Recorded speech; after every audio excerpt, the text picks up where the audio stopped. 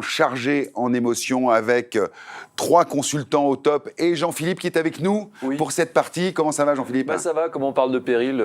Oui, c'est chef-d'œuvre en péril. Sabrina Boulet est avec nous, Virgile Mouillet et une nouvelle, Sabrina Braca, qui est de 91. Fleury-Mérogis. Fleury-Mérogis. Tu sors pas de prison, rassure-nous. Hein. Non. Bon, ça va, ça marche. Mais elle y va. Bon, alors, j'aimerais qu'on commence cette émission sur un constat. Ça fait 70 ans que l'abbé Pierre avait lancé son appel à l'hiver 54. Où on en est ? Eh ben, on a été posé la question au responsable de la Fondation Abbé Pierre, qui s'appelle Manuel Domergue.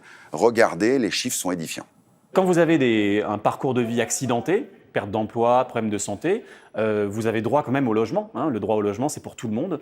Donc, vous pouvez faire une demande de logement social, des demandes d'aide personnelle au logement, les APL, pour payer un loyer. Et puis, s'il n'y a pas de logement du tout, vous avez au moins droit à un hébergement d'urgence, en tout cas en théorie. Après, on sait qu'il y a une pénurie très forte et donc il faut appeler le 115, il ne faut pas se décourager, il faut recommencer régulièrement. Oui, la situation elle est assez dramatique sur le front des sans-abri. On estime qu'il y a 330 000 personnes qui sont sans domicile. C'est-à-dire que soit elles dorment à la rue, dans des halls d'immeubles, dans des voitures ou dans des centres d'hébergement. Donc c'est des situations qui sont assez différentes et c'est 2 fois plus qu'il y a 10 ans. C'est 4 fois plus qu'il y a 20 ans. Donc on voit que la tendance, elle est clairement à l'aggravation. Le plus choquant parmi les 330 000 personnes sans domicile, c'est de voir qu'il y a même des enfants qui restent à la rue. Quand ils appellent le 115, le 115 leur dit non, il n'y a pas de place pour vous et votre famille. Et donc on a à peu près, selon les saisons, entre 2 000 et 3 000 enfants qui sont refoulés chaque soir par le 115. On attend de la part des pouvoirs publics qu'ils réagissent, qu'ils aient une politique vraiment pour arriver à 0 sans domicile, à la fois en urgence, avoir plus de places d'hébergement, mais la vraie solution, c'est d'avoir une politique du logement pour les personnes à bas revenus, des logements très sociaux qui doivent être financés sur des fonds publics, et puis des APL, des aides personnelles au logement, pour aider les personnes à bas revenus à payer un loyer. Un constat édifiant, 2-3 000 enfants tous les jours qui sont dans la rue. Un premier commentaire, Jean-Philippe. Ce qui fait peur et ce qui mobilise tout le monde, c'est que plus personne aujourd'hui ne se sent vraiment à l'abri de ça. C'est-à-dire qu'on se dit tous qu'on peut tous, à un moment, basculer de ce côté-là. Et ça appelle aussi, justement, à l'entraide, parce qu'on se dit, ça peut nous arriver. Donc ça peut nous arriver. Sabrina, j'aimerais qu'on commence par toi. Comment tu vis ça au quotidien ? Est-ce que c'est compliqué ? Alors nous, je te dirais que dans le sud, à Montpellier, il y a un grand artiste qui disait « la misère est meilleure au soleil ». Donc effectivement, c'est pas la même chose. Mais bon, on a quand même des sans-domicile fixe énormément à Montpellier. Et ils ont du mal, en période hivernale, à se loger. Virgile, alors toi qui es dans les Vosges, le terrien de l'émission, est-ce que la solidarité en province, dans ta zone, elle joue plus qu'ailleurs, à ton avis Je pense que oui, c'est un peu plus rural. Et puis, nous avons des aides de la mairie, du CCAS, des HLM qui s'occupent des logements précaires. Il fait plus froid aussi, donc il y a plus d'entraide. C'est une nécessité chez vous. On doit s'entraider, effectivement. Sabrina, pour ta première, c'est un sujet lourd. Tu habites dans le 91, à Fleury-Mérogis.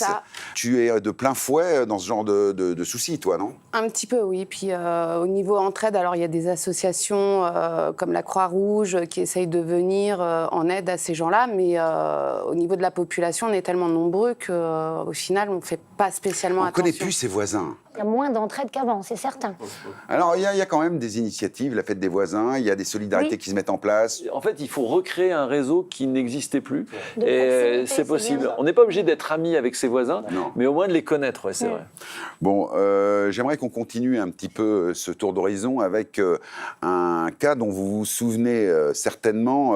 À Marseille, l'effondrement de 2 immeubles rue d'Aubagne, ça avait, je dirais, été un drame, 8 morts, près de 1500 personnes encore sans domicile. On a été voir Maître Yoya, qui a une bonne vision de la situation. Je vous propose de l'écouter. Le contexte du drame de la rue d'Aubagne était une chronique annoncée d'un drame que la ville devait de toute façon subir tôt ou tard, compte tenu de l'ensemble de l'immeuble dégradé en centre-ville. Il y a une paupérisation qui annonçait des effondrements que nous avons fini par subir. La France, c'est à peu près 450 000 biens dégradés, il y en a environ 40 000 à Marseille, il y a un patrimoine qui appartenaient à la ville, qui appartiennent toujours pour partie à la ville, qui n'est absolument pas entretenue. Les alertes pourtant étaient indéniablement présentes. D'abord des alertes visibles. C'était des immeubles qui menaçaient de s'effondrer, des immeubles particulièrement dégradés, donc criminels de laisser les gens qui vivaient à l'intérieur dans ces conditions-là, doublement criminel pour la population des Marseillais qui traversaient ces quartiers, des immeubles délabrés qui auraient dû être entretenus et au moins identifiés, tel n'a pas été le cas. Les immeubles sont nombreux à Marseille à ne pas avoir été évacués en temps et en heure parce que la prise de conscience du péril imminent n'était pas au rendez-vous. Aujourd'hui, les arrêtés de péril se sont multipliés sur la ville, bon nombre de bâtiments ont été évacués, la mairie a fait preuve de prudence et a anticipé. Des personnes mal logées à Marseille, c'est quasiment un pléonasme. L'immeuble aujourd'hui à Marseille, le logement, le mal logé est le problème majeur de la ville. Du constat de ce drame, on peut tirer les conséquences d'une embellie possible d'un point de vue immobilier. Je passe ces mots, Maître Yoya. Jean-Philippe, on a quand même, pour apporter la contradiction, essayé de faire le point sur cette affaire. Oui, c'était en 2018, c'était en novembre 2018, donc le 63 et le 65 de la rue d'Aubagne. Le 63, en fait, il avait été vraiment clairement identifié comme un bâtiment qu'il fallait démolir. Il était vide, il avait eu des arrêtés de péril, vraiment, mais ça a duré des années et des années. Et le 65, lui, il n'était pas vide du tout, c'était une copropriété, et là aussi, il y avait eu des alertes. Il y a des experts qui ont été mandatés, donc il aurait fallu faire quelque chose. Mais ça n'a pas, a priori, été fait. Le procès n'est pas encore intervenu. Ce sera en novembre, 6 ans pratiquement jour pour jour après le drame. Il y a 4 mises en examen pour homicide involontaire et blessure involontaire, dont l'expert qui avait été mandaté, qui n'aurait pas fait bien les choses. Il y a maintenant 22 mises en examen au total, parce que d'autres ont été ajoutées. Je voulais signaler quand même que quand il y a eu ce drame qui a fait 8 morts, aussitôt, on a paniqué pour tout le quartier. Ouais. Il y a eu 4500 personnes évacuées de 578 immeubles. Ah ouais. On s'est dit, oh là là, il y a 578 immeubles. Ils ont réintégré petit à petit. Aujourd'hui, il faut faire les choses, mais c'est très compliqué parce que le charme aussi, c'est-à-dire que quand on va dans ces centres historiques, c'est pour le charme aussi de ces vieilles bâtisses. C'est comme à Lille. À Lille, il y a eu un effondrement, mais c'est une rue qui est particulièrement belle. Si on démolit tout pour reconstruire du neuf, on va se retrouver dans une ville sans âme. Sans âme. Alors, effectivement, voilà un point très précis de la situation, mais 4 ans plus tard, malheureusement, un autre immeuble qui s'effondre également à Marseille, rue de Tivoli. On a retrouvé le témoignage d'un rescapé. Regardez. Bonjour, donc Roland, j'habite 15 rue de Tivoli, je me suis réveillé cette nuit avec un gros bruit. Moi j'étais au 4e étage avec ma femme et 2 enfants, et donc quand ma femme est tout de suite allée chercher mes enfants, et moi quand j'ai voulu descendre, j'ai vu que le plancher du 3e étage de chez moi s'était effondré, donc je n'ai pas pu, donc on a attendu sur la terrasse que les pompiers viennent nous chercher avec la grande échelle, et donc là on cherche désespérément des informations pour savoir, vu qu'on n'a rien, aucune pièce d'identité, rien du tout, et qu'on a tout perdu, vu que notre immeuble n'existe plus, un peu ce qu'on veut faire. Et donc là, on a eu la chance de se faire très mal recevoir par la police municipale, qui n'a pas été bienveillant, tout ça pour nous envoyer finalement au gymnase, où on va probablement être aiguillé par des associations, parce que la mairie, visiblement, n'arrive pas à nous donner les informations adéquates. Parce que quand j'avais appelé la cellule d'urgence dans la matinée, on m'a dit que j'étais pas un sinistré. Voilà. Alors, là, voilà, on est plein fouet dans le sujet de l'émission, une catastrophe arrive. Ce monsieur, visiblement, il est désemparé. C'est terrible. Il n'a pas de carte d'identité, il ne peut pas justifier son identité. Bien sûr, oui, c'est ça. Mais ça, à la limite, c'est trop tard. Ça, à la limite, c'est trop tard, parce que là, l'immeuble était effondré. Oui. Là, en fait, il faudrait qu'on trouve des solutions pour que les immeubles ne s'effondrent pas. Bien sûr, bien sûr. Sabrina, alors donc, les conseils que tu pourrais donner, si tu étais maire d'une grande ville, t'instaurerais quoi comme mesure pour pouvoir anticiper ce genre de choses? J'instaurerais une surveillance proactive des immeubles, c'est-à-dire mettre des experts régulièrement sur les immeubles pour vérifier l'état. Alors justement, de projets, de plans pluriannuels de travaux, c'est obligatoire actuellement depuis le 1er janvier 2024 pour les immeubles de plus de 200 lots. Il y a un expert qui passe et qui fait un scan de tout l'immeuble, qui visite un panel, c'est obligatoire dans toutes les copropriétés. Tous les combien de temps ? il le fait qu'une fois et c'est valable 10 ans. Attention, c'est 200 heures de travail pour l'expert. C'est un peu le contrôle technique automobile pour l'immobilier. Sachez qu'à partir de 2025, ça va être obligatoire pour les immeubles entre 50 et 200 lots et 2026 pour les moins de 50 lots. Je donne juste le petit tips, c'est obligatoire de le fournir pour vendre un bien. Voilà une bonne mesure. Voilà. Et ça va créer de l'emploi du côté des experts aussi. Madame le maire, deuxième mesure, vous feriez quoi? Créer un fonds de logement. Justement, quand on se retrouve dans ce type de catastrophe, c'est un peu inadmissible de ne pas pouvoir reloger les gens de façon décente. Il n'y a pas des choses qui existent déjà, des relogements d'urgence, Virgile?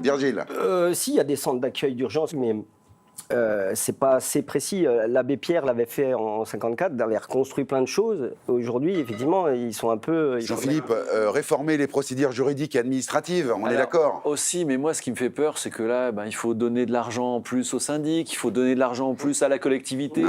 Alors, en fait, on revient toujours au même... c'est des belles idées, mais on se dit, ah non, moi, je risque rien. Donc, on a déjà tellement de choses à payer. Là, on rajoute, en fait... alors, je suis d'accord, au final, c'est très positif. Mais si on te demande, là, dans la vie de tous les jours, de dire, tiens, on va te rajouter une taxe pour le fonds de logement, tiens, on va te rajouter une taxe pour les travaux. Est-ce que du coup, c'est à nous de payer?